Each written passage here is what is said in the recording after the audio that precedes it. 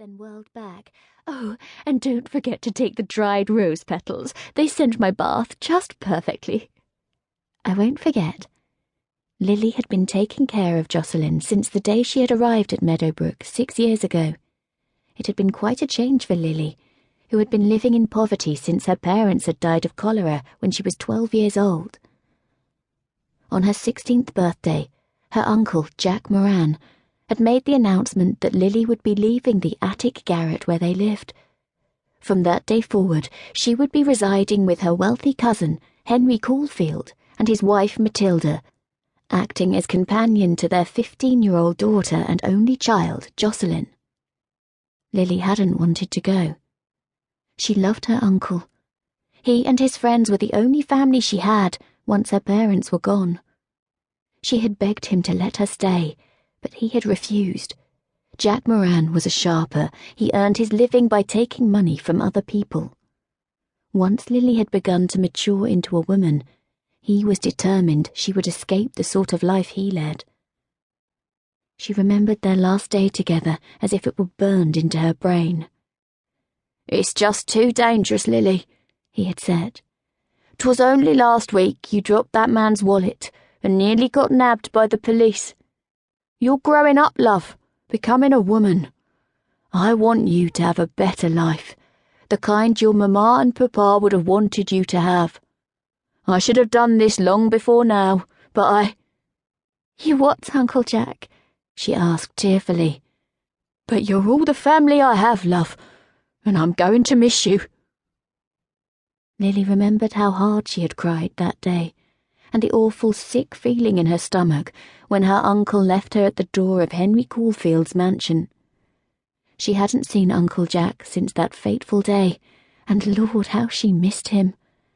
Yet, deep down inside, she knew he had done the right thing. Lily looked over at Jocelyn. "I shall be leaving first thing in the morning.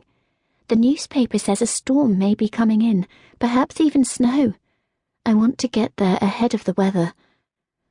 "Do take the travelling coach, dear. Just send it back once you arrive. If it should rain or snow, Mother and I will wait a few more days. Leave as soon as it clears enough to travel. That should give you plenty of time to put things in order." "I am certain it will." Lily walked over to the gilt and ivory dresser and began to sort through Jocelyn's nightwear, choosing what to include in her trunks. "I heard the Duke's Aunt Agatha will be there to act as hostess for our visit." "So I gather. I've never met her. Apparently she rarely comes to London." "Nor does your Duke." Jo sniffed as if the thought was entirely repugnant. "I am certain, once we are wed, that will change." Lily just smiled and pulled out a soft cotton nightgown with roses embroidered around the ruffled neckline. "They say your Duke is quite something. Tall and well-built, with hair the colour of ancient gold. I've heard he's incredibly handsome." One of Jocelyn's dark eyebrows went up. "He had better be. I shan't marry him if he's unpleasant to look at, even if he is a duke." But Lily imagined Jo would marry the man no matter what he looked like. She wanted to be a duchess. She wanted to continue the lavish lifestyle she was used to, wanted the attention and high-ranking social position that came with the title. In truth, Jocelyn wanted everything, and thanks to a father who spoiled her no end, she usually got what she wanted. "You are leaving, Your Grace?" The butler, Jeremy Greaves, hurried forward as Royal strode across the entry toward the door. "If I may be so bold, Your Grace, your visitors are expected to arrive at any moment. What will your betrothed think if you are not here to greet her?" What indeed? "I remind you, Greaves, we are not yet officially betrothed." "I understand, sir. Still, she will expect you to properly welcome her to Bransford Castle." Undoubtedly.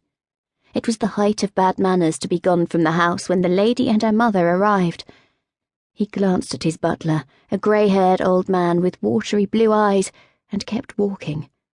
It occurred to him that few servants would be bold enough to gainsay a duke, but that didn't stop Greaves or Middleton, who had lived at Bransford since before Royal was born. "If she gets here before my return..."